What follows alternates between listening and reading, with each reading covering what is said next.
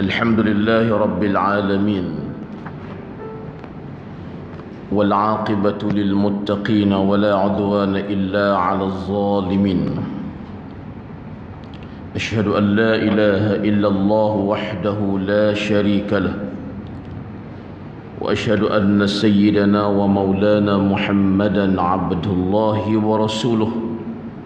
اللهم صل وسلم وبارك على سيدنا محمد وعلى آله وأصحابه وأزواجه وذرياته ومن دعا بدعوته ومن نهج نهجه إلى يوم الدين. أما بعد. Yang berusaha Tuan Imam dan seluruh muslimin sidang jamaah yang dirahmati Allah Subhanahu wa ta'ala sekalian, alhamdulillah, puji dan syukur bagi Allah Subhanahu wa ta'ala atas limpah kurnianya dan izinnya di pagi yang penuh dengan keberkatan ini, penuh dengan kerahmatan ini.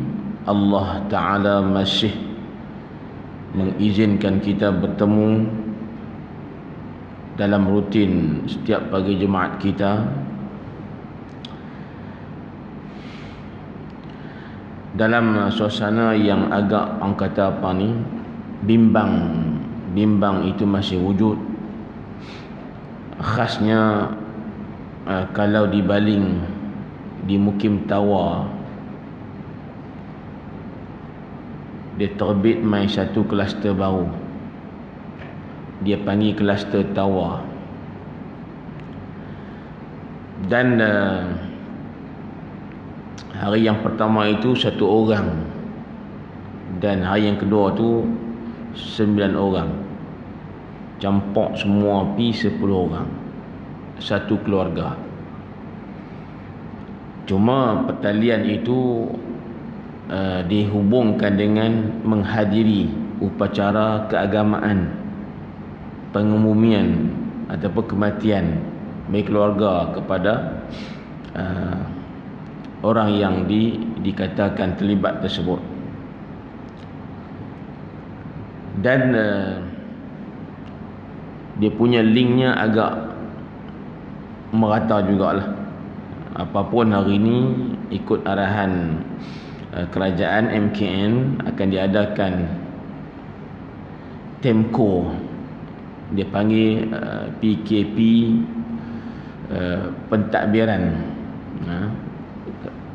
kawalan pentadbiran di kawasan yang terlibat. Duk tengok senarai nama kampung tu banyak jugalah. Mungkin tuan-tuan pun tanya, ustaz bukan duk baling kah? Dia tanya lagu tu. Pasal aku tanya baling, tak main pula bagi ni. Tuan-tuan pun sekalian, apapun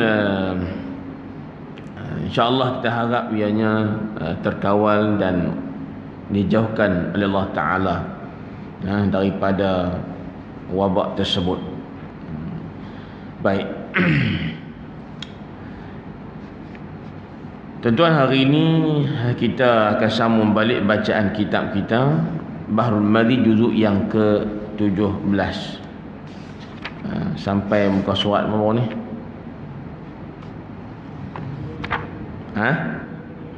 237.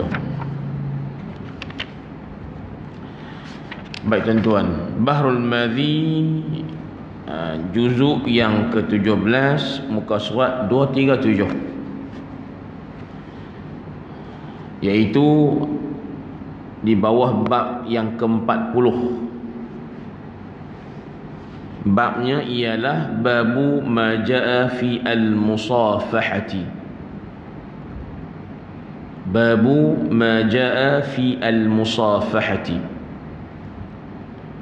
Maknanya tuan-tuan ialah bab yang telah datang ia pada menyatakan hadis yang membicarakan perkara ataupun hukum berkaitan dengan berjabat tangan. Berjabat tangan. Saya dah bagi dah bayangan minggu lepas bahawa tajuk kita ni memang sehari dua ni jadi bualan. khasnya musim PKP ni. Pasal apa? Pasal tuan-tuan sekalian, yang kita duk mengaji sekian lama, sunnahnya bertemu dengan sahabat dan sebagainya ialah antaranya disunatkan bermusafahah. Musafahah ni makna apa? Shaking kata orang, mana berjabat tangan, salam-salam. Nah, bahasa kita ni. Tiba-tiba bila masuk mai corona ni, virus corona ni tuan, antara yang dilarang sebagai SOP lah untuk mencegah corona ni daripada berjangkit ialah dengan tidak berjabat tangan. Tu agak menarik jugalah. Pasal ada orang tuan-tuan, dia berdengar kata tak boleh jabat tangan tu, dia mula pening. Pening tu pasal apa? Pasal nampak macam bercanggah dengan sunnah. Pening pasal apa? Pasal dia kata berjabat tangan bukan ada apa pun. Bila Nabi suruh jabat tangan, kita buat, maknanya buat sunnah. Bila buat yang sunnah, maknanya itu benda yang berkat. Bila berkat, confirm Allah Ta'ala suka. Bila Allah Ta'ala suka, confirm dia kata tak akan berjangkit corona. Ni dia punya pandangan-pandangan duk melarik lagu tu lah. Tentu apa pun hari ni insya-Allah kita akan tengok tentang hukum ataupun tuntutan berjabat tangan ini pada asal dasarnya. Maka tuan-tuan dan sekalian, hadis nombor 72. Kita baca sekaligus tuan-tuan ikut saya. Wa bihi qala an Anas ibni Malik radhiyallahu ta'ala anhu قال كان النبي صلى الله عليه وسلم إذا استقبله الرجل فصافحه لا ينزع يده من يده حتى يكون الرجل الذي ينزع ولا يصرف وجهه عن وجهه حتى يكون الرجل هو الذي يصرفه ولم يرى مقدم ركبتيه baina yaday jalisin lahu. Hadis ini statusnya gharibun. Gharib. Tuan-tuan, gharib ini kalau ikut kita punya penerangan sebelum ini, tuan-tuan dah faham dah. Hadis yang diriwayatkan salah satu pada generasi yang meriwayatkan hadis itu hanya seorang sahaja, bukan ramai. Dan kaedah menyebut wa qul gharibu ma rawa rawin faqat, dan katakan olehmu wahai talib bahawasanya yang dikatakan hadis gharib ialah hadis yang hanya diriwayatkan oleh seorang rawi, iaitu antara tangga-tangga silsilah riwayat hadis daripada Nabi sampai ke zaman dikumpulkan hadis. Dalam 2-3 generasi itu ada satu peringkat hanya seorang saja yang riwayat. Tuan-tuan, baik, itu makna gharib. Dan hadis gharib bukan mesti tidak sahih. Hadis yang paling sahih tuan-tuan, hadis gharib ni antaranya ialah hadis innamal a'malu binniyat. Itu cerita lama lah. Hak riwayat seorang je ambil daripada Nabi, tapi dia sahih sebab apa? Seorang pun pada. Pasal apa? Sahabat Nabi. Siapa dia? Sayyidina Umar pula. Adil tuan, orang kepercayaan, maka dia tetap sahih. Baik, saya katakan bahawa bukan mesti hadis gharib tidak sahih. Tuan-tuan, apa makna hadis ini? Kita baca balik. An Anasin, daripada Sayyiduna Anas bin Malik, maka Allah meredai ruh beliau. Qala, katanya Anas, kana an-nabiyyu, adalah Nabi kita Muhammad sallallahu alaihi wasallam, idza istaqbalahu ar-rajul, bila bertemu dengan baginda, bila berhadap dengan baginda, ar-rajulu, nah, mana-mana lelaki atau setiap seorang, fasafahu, maka kemudian Nabi akan berjabat tangan dengan lelaki tersebut. Itu satu lah. Dia kata Nabi ni bila orang main jumpa dia berdepan, Nabi akan berjabat tangan. Berjabat tangan ni Arab panggil musafahah. Kemudian katanya lagi, la yanzi'u, tidak akan menarik, tidak akan cabut, yadahu, tangannya Nabi, min yadihi, daripada tangan lelaki tadi, hatta, sehinggalah lelaki tersebut, allazi yanzi'u, yang menarik tangan, yang melepaskan tangan. Ini tentu anak abang kata Nabi antara sunnah baginda, bila berjabat tangan, dah berjabat tangan tu, kata orang kita dah second tangan tu, maka Nabi tak akan tarik tangan dia, tak akan lepaskan tangan hinggalah kawan tu yang melepaskan.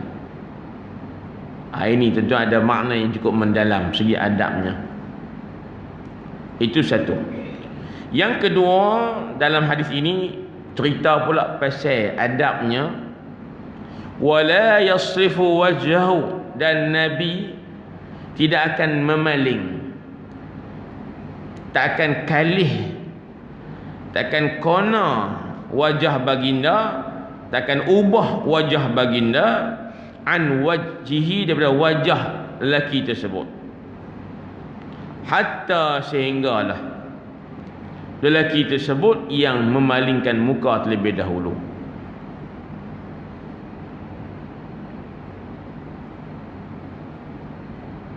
Faham kan? Dia nak beritahu Nabi ini bila dah jumpa dengan orang berjumpa dengan Nabi, bila dah menghadap menyembang lagu tu, Nabi tak akan beralih kod lain. Nabi sendiri tak akan beralih kod lain sampai kawan tu yang beralih. Ini cerita yang benar. Dua. Dan yang ketiga ialah walam yura muqaddima rukbatih, tak dilihat hujung dua lututnya di hadapan orang duduk sertanya. Tuan-tuan, maknanya bukan tak tutup aurat, maknanya tak suar kaki, lutut ke arah orang yang berhadap dengan Nabi. Ini adab bila duduk bersama dengan kawan-kawan dan sebagainya. Tuan-tuan, perempuan sekalian, ini antara hadis yang mengajar kita tentang kata etika bersosial. Kaedah untuk kita ni bersosial, berhubungan dengan orang lain, dalam keadaan supaya hubungan itu, tuan-tuan, lebih dihormati, lebih diberkati, dan boleh menambat kasih sayang, penghormatan antara mereka. Tuan-tuan, kita ni ada pengalaman jugalah. Kita ziarah guru kita, contoh guru kita yang pernah jadi guru kita, tutur guru kita, ulama kita. Kita, tuan-tuan, rasa duduk dengan mereka tu, dia panggil lekat hati, dia berasa seronok, tuan-tuan. Walhal bila jumpa mereka, Tokoh-tokoh ulama kita ni, kita tak cakap apa sangat. Nak cakap pun takut silap. Tapi berasa nak pergi jumpa tu. Ha? Jadi kita betul-betul bila duduk dengan guru kita, ada tertib je. Nah, duduk sembang banyak pun tak, tanya banyak pun tak. Pasal apa? Takut silap cakap. Maksud saya lah. Kemudian duduk pun tuan cara duduk tunduk, nak lenggak tak langsung. Nah, berjabat tangan mula-mula tuan, cium tangan dah. Bongkok badan sikit, jangan banyak sangat. Ataupun angkat tangan dia, kita cium tangan dia. Nah, lagi kemah itu tuan, cium dari dia pula. Ambil sunnah, ini keberkatan. Kena duduk lah. Tu pun kalau dia suruh duduk. Lagi dia kata duduk berdiri tu. Duduk juga tapi berdiri. Duduk berdiri. Tak duduk. Barulah duduk. Pasal apa? Tak berani. Pasal apa ni? Tak dapat izin. Takut berlebih-lebih mana-mana. Takut guru tu terasa dia ni kita tak mau buah tu, tuan-tuan. Diam je. Suruh duduk, baru duduk. Duduk tertib nama sekalian. Sila tu okey lah. Ada yang duduk depan guru sampai duduk timpuh pun dah. Dia lelaki tapi duduk timpuh. Pasal apa? Dia rasa cara duduk yang nampak lebih beradab. Dia berasa diri dia. Bukan mesti lagu tu. Nak balik pula tuan sama. Salam, cium tangan, peluk, dia panggil mu'anaqah. Berselang tengkok, mu'anaqah. Itu semua sunnah. Pasal apa? Rasa akrab, rasa hormat, rasa sayang, rasa kasih. Itu antara tanda-tanda tuan, persahabatan yang diberkati. Pasal apa lagu tu ustaz? Kerana kita ni nawaitu kerana Allah. Itu yang jadi Allah campak keberkatan tuan, dia buang perasaan-perasaan yang lain, rasa hanya kerana Allah Ta'ala. Penuh dengan adab. Itu pengalaman kita lah. Dan tuan, nak habang kata, tapi Islam menganjurkan bukan setakat dengan guru kita sahaja, dengan kawan-kawan, dengan sahabat, dengan friend, dengan tak friend, tuan-tuan sekalian. Kena kata kena serupa. Pasal apa? Pasal kita dengan orang yang kita berjumpa itu, atau yang dia mai jumpa kita, hampa serupa sahaja. Atas sifat apa? Pertama, sifat manusia. Jadi tak sah duk berasa besar diri. Aku ni contohlah jawatan lebih tinggi, pangkat besar. Jadi kena ada cara lagu lain. Tak ada. Yang bagi contoh dekat kita hari ini, tuan-tuan, bukan setakat menteri besar. Bukan setakat kita kata sultan, yang Tuan Agung, Perdana Menteri. Yang beri contoh adab kita hari ini ialah siapa? Penghulu segala penghulu. Penghulu segala nabi. Ketua segala ketua. Junjungan kita Nabi Muhammad sallallahu alaihi wasallam. Maka kalau nabi yang paling tinggi orangnya, tinggi kedudukan dunia dan akhirat, boleh tunjuk teladan bahawa dalam orang kata apa ni, bersosial ni, bermasyarakat ni, dengan tujuan kerana Allah nak bina kekuatan hubungan ukhuwah, maka Nabi tu berjabat tangan. Nabi takkan kalih muka baginda daripada orang yang bercakap dengan baginda. Pasal apa? Nah abang kata mendengar, nah abang kata menghormati, nah abang kata aku, kamu adalah manusia. Tuan-tuan sekalian, kalaulah Nabi yang tunjuk teladan lagu tu, orang yang berkontak dengan Nabi, tuan-tuan, masa tu kompom dia akan rasa apa? Bangga, rasa seronok, rasa dihormati. Maka akan, tuan-tuan, lebih bertambah kasih sayang. Bila bertambah kasih sayang kerana, tuan-tuan, adab tadi, maka lebih mudah untuk dia menuruti mentaati segala perintah Nabi. Tuan-tuan, ini yang antara nak habaq mai hubungan antara masyarakat sepasal. Kalau kita ni ada tuan-tuan, company, kita ada pekerja, kita bos, kita ada pekerja, ambillah akhlak Nabi ni, terjamin bahawa syarikat kita ataupun pejabat kita akan maju ke depan. Pasal apa ustaz? Dah mesra. Pasal apa ustaz? Dah seronok. Pasal apa? Bos kami dengan kami ni serupa ya, tak kira langsung.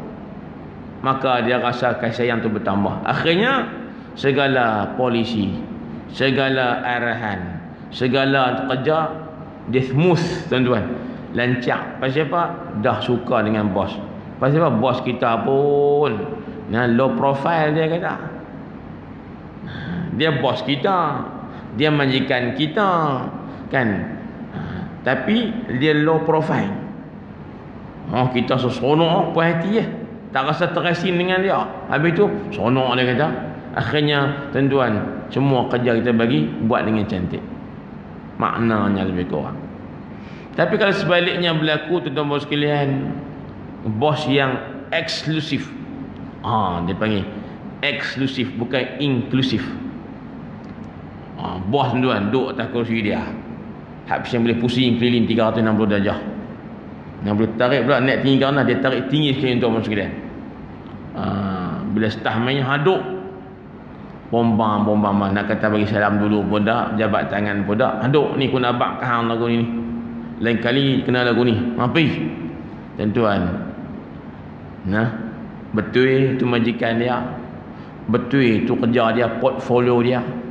Tapi bila kerana tuan cara berinteraksi tu, berkontak itu, nampak tak orang kata inklusif. Dia nampak macam arahan tu. Tuan-tuan, tak nampak macam satu permintaan. Maka dia rasa jauh sudah hati. Buat juga, tapi hati tuan tak selesa. Betul tak ni sahabat ni? Tuan-tuan, jadi akhirnya yang jadi masalah kepada syarikat kita, pejabat kita. Pasal apa? Dia renggang. Puncanya mungkin kerja tidak baik, dan antara puncanya mungkin kerana majikan tidak inklusif. Tuan-tuan faham kono inklusif dengan eksklusif. Eksklusif ni dia rasa dia tinggi, dia rasa perlu dihormati, orang kena main kat dia, kan? Dia tak kedupi kat orang suruh tangan kat dia, dulu bukan dia suruh tangan kat orang. Kalau ada perasaan aku tu, dia panggil eksklusif. Contoh, nak makan pun restoran ada aircon saja, ada kipas tak masuk. Naik kereta pun kena duduk di belakang saja. Contoh, tak apalah, bukan salah duduk belakang tu, nak habaq kata. Sampai tekok-tekok telefon tu, saya nak perut ni, bos macam mana? Hang bawa hang telefon, aku bos duduk belakang juga. Contoh. Dia tak mau sampai ke tahap tu lah. Jadi kena inklusif, low profile. Inklusif tu besar, Masya Allah, dia orang besar, buah kita majikan, tapi dia passion duk cara biasa. Dan orang yang inklusif macam ni sebenarnya dia telah ikut sunnah Nabi SAW. Maka tuan-tuan, hidupnya, kerjayanya lebih berjaya. Buktinya Nabi kita Muhammad berjaya tuan, membuka Islam ke antara dunia, ke seluruh dunia. Kenapa? Kerana inklusif sifat Nabi itu menyebabkan sahabat-sahabat ni rasa seronok untuk berkhidmat dengan Nabi Muhammad sallallahu alaihi wasallam. Baca tuan-tuan sekalian. Jadi sebelum kita nak baca syarahan dia tu, kita nak bagi tahu tuan, bila berjumpa dengan orang ni, antara yang dituntut pertamanya namanya ialah ucapan salam. Dia panggil apa? Ilqa'us salam. Itu nombor satu. Tuan-tuan, tak ada kaitan dengan corona. Ni tuan-tuan, corona punya pasal tak boleh jabat tangan, salam pun tak bagi. Pasal apa? Dia package. Kalau salam kena jabat tangan. Dah jabat tangan tak boleh, salam pun tak bagi. Ini salah faham. Yang pertama tuntutannya ialah sunat memberi salam. Assalamualaikum warahmatullahi. Satu. Yang kedua, sunat ketika bertemu ni ialah tuan al-musafahah. Jabat tangan. Second tangan orang panggil dulu ni. Orang Kedah panggil salam. Betul tak tuan? Telah jadi adat percakapan kita ni, kalimah salam itu bermaksud berjabat tangan. Perasan tak? Kau tak ulas tentu betul dah. Cuma nak ulas nak hafal. Oh betul ya no. Kalau kita pergi raya rumah orang, bawa anak kita masuk rumah. Assalamualaikum. Selesailah. Dia pun jawab waalaikumsalam warahmatullahi. Anak kita pun tuan duduk terus. Budak-budak tuan. Pergi raya nampak kuih selapak tu dulu. Abah kita salam tu. Kalau anak tu yang pasal nak bawa, lah abah bersalam tadi ni. Dah maknanya jabat tangan. Saya nak kaitkan bahawa segi penggunaan istilah salam tu dalam masyarakat kita ni bermakna berjabat tangan. Walhal salam tu ialah beri salam. Assalamualaikum. Tapi dah jadi kebiasaan adat percakapan. Tuan-tuan, kalimah salam tu sinonimnya ialah jabat tangan. Betul tak?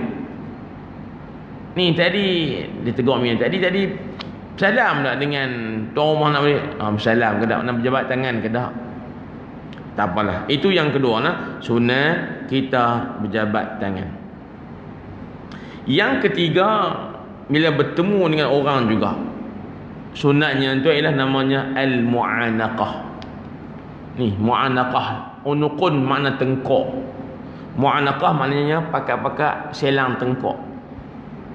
Hak ni kita kalau jumpa kawan baik betul, best friend lama, tak jumpa lama atau jumpa tokoh-tokoh yang kita rasa hormat, confirm ada mu'anaqah.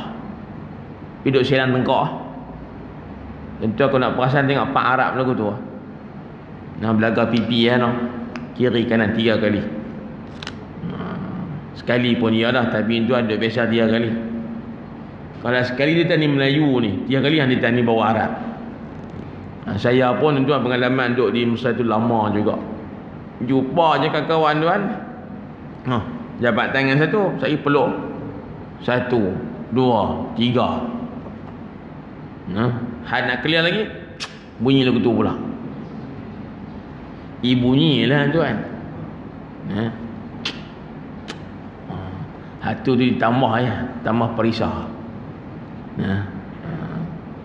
Bukan belakang mulut, tapi pesen dia dah peluk ni. Lagu tu tuan lebih kurang. Tapi yang tu bukanlah, itu tambahan saja. Yang sunnahnya mu'anaqah. Baik. Dan tuan-tuan itu cerita hak kata adab bila berjumpa dengan kawan. Bagi salam, jabat tangan, selang tengkok. Lagi apa lagi? Hak kita perbuatan. Jangan duduk lagi dia tak izin duduk. Ni pun sepasal juga tuan. Pipi untuk umur orang tak nampak dulu pada tuan. Kedegang dia tak. Ustaz ni bukan ni hanya tempat makan tu, ruang tamu. Dalam sikit. Duduk terus tuan. Tak ada orang kata apa. Itu mana minta izin untuk duduk tang mana ataupun diizinkan oleh tuan ataupun kawan. Ini untuk 4 benda lebih kurang. Yang package mail lagu tu kalau pergi rumah orang, jumpa dengan kawan. Sebab itu tuan-tuan sekalian, adab ni saya duk perhati pula. Kadang-kadang hak isu duduk tak ada orang suruh ni. Khasnya kalau minta kerja, nak pergi interview. Tuan-tuan sekalian, kemas dah.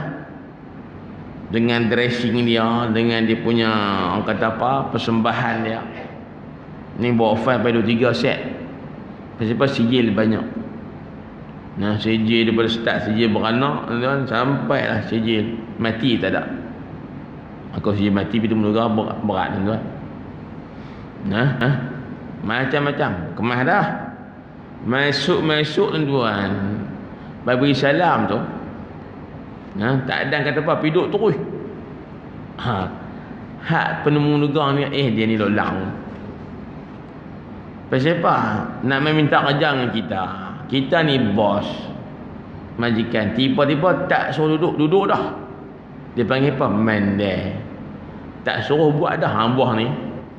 Tuan, jatuh markah juga kadang-kadang. Tapi kita kadang-kadang cerdik juga.